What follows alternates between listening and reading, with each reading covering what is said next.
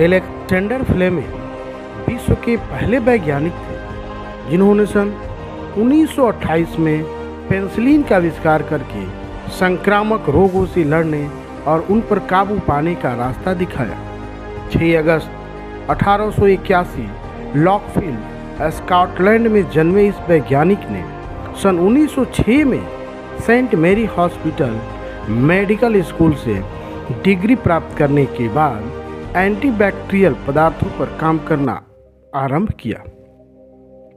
इसके बाद वे royal army medical corps में चले गए, लेकिन प्रथम विश्व युद्ध समाप्त होने पर सन 1918 में वे फिर सेंट मेरी मेडिकल स्कूल लौट आए।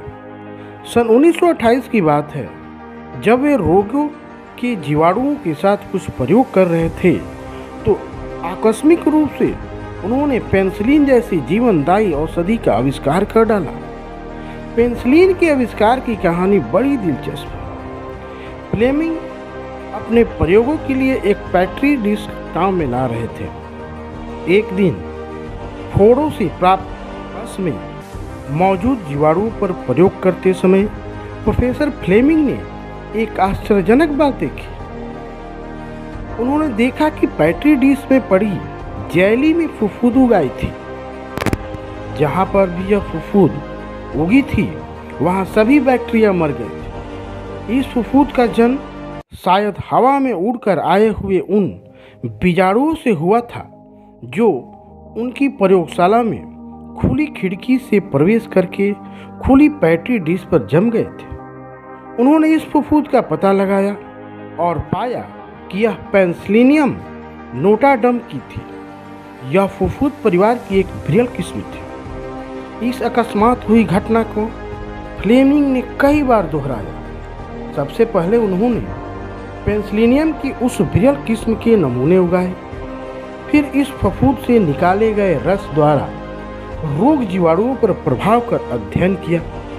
प्रयोग को कई प्रकार के जीवाणुओं के साथ दोहराकर उन्होंने पता लगाया कि इस फफूंद से निकले रस का रोग जीवाणुओं पर घातक प्रभाव पड़ता है।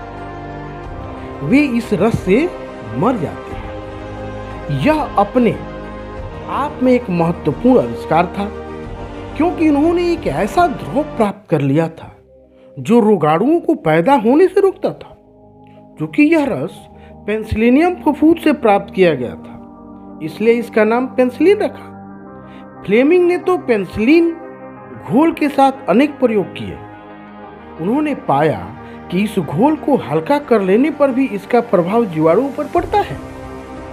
अपने प्रयोगों के दौरान उन्होंने देखा कि पेनिसिलिन एक विचित्र पदार्थ है जो प्रयोग करते समय दूसरे पदार्थ में बदलकर स्वयं प्रभावहीन हो जाता है।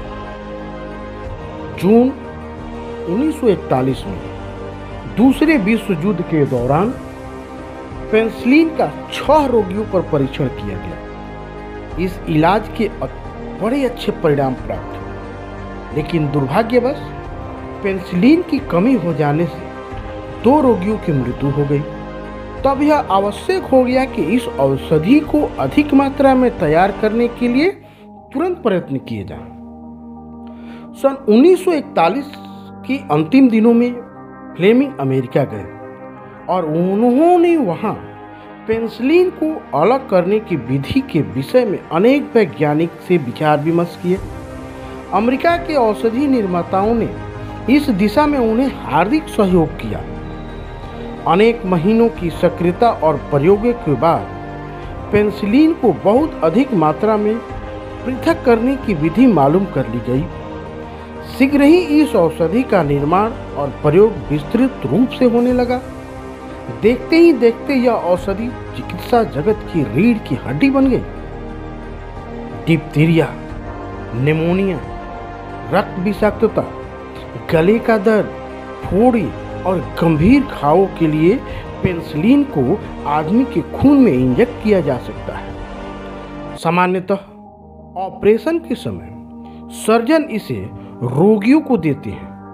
पेनिसिलिन कई प्रकार के जीवाणुओं को पैदा होने से या फैलने से रोकता है। यौन रोगों पर नियंत्रण के लिए भी यह बहुत ही प्रभावकारी औषधि है। पेनिसिलिन के आविष्कार के बाद स्ट्रेप्टोमाइसिन, टेरामाइसिन आदि अनेक एंटीबायोटिक औषधियों का आविष्कार हुआ। आज इन एंटीबायोटिक औषधियों द्वारा लाखों लोगों को मौत के मुंह से बचाया जाता है।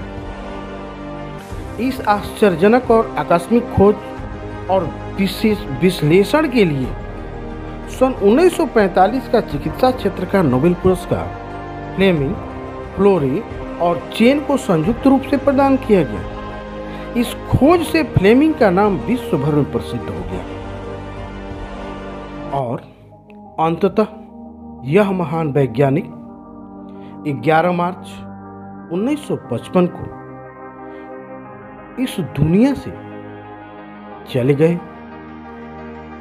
उनके जाने के बाद भी जब भी पेनिसिलिन की बात होती है, अलेक्जेंडर फ्लेमिंग हमें याद आते हैं। मैं ऐसे वैज्ञानिक को नमन करता हूँ।